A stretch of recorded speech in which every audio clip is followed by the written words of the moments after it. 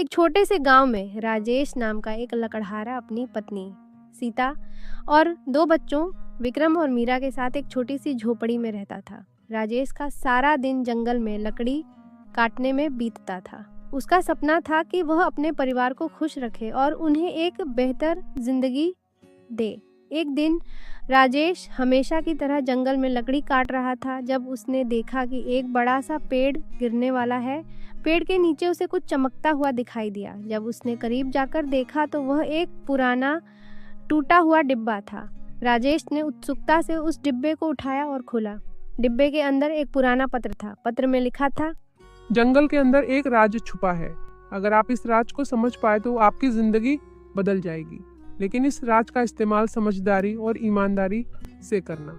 राजेश इस पत्र को देखकर हैरान था। उसने सोचा, यह कैसा राज हो सकता है? क्या यह सच में मेरी मदद करेगा? उसने पत्र को अपने पास रख लिया और वापस अपने काम में लग गया, लेकिन उसका मन बार बार उस राज के बारे में सोचता रहा। अगले दिन जब राजेश जंगल में लकड़ी काट रहा था, उसने देखा कि जंगल का एक हिस्सा थोड़ा अंधेरा और रहस्यमयी लग रहा है। उसने सोचा, शायद यही वह जगह है जहां वह राज छुपा हो सकता है।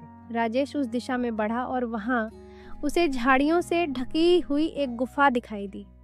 उसने सोचा, क्या यह वही जगह हो सकती है? अपनी हिम्मत जुटाकर वह गुफा के अंदर चला गया। गुफा के अंदर एक पुराना सोने का पत्र रखा था। राजेश ने उस पत्र को उठाया और पढ़ा। जो यह पत्र पाएगा उसकी जिंदगी सुधरेगी, लेकिन यह केवल तब तक काम करेगा जब तक आप अपने दिल से सच्चाई और ईमानदारी से काम करेंगे। राजेश ने वह पत्र उठाया और घर की ओर चल पड़ा। घर पहुंचकर उसने अपनी पत्नी सीता को सारी बात बताई। सीता ने कहा, राजेश, यह राज शायद तुम्हारी जिंदगी बदलने के लिए है। इसका इस्तेमाल समझदारी और सच्चाई से करना। राजेश ने सोचा, अगर मुझे अपनी जिंदगी बदलनी है तो मुझे सच्चाई और मेहनत का रास्ता अपनाना होगा। अगले दिन राजेश ने फिर से लकड़ी काटने का काम शुरू किया। जंगल में उसे एक औरत अपने छोटे बच्चे के साथ बैठी मिली। वे दोनों बहुत परेशान और असहाय लग रहे थे। राजेश ने सोचा, यही वह मौका है जब मुझे इस राज का सही इस्तेमाल करना चाहिए।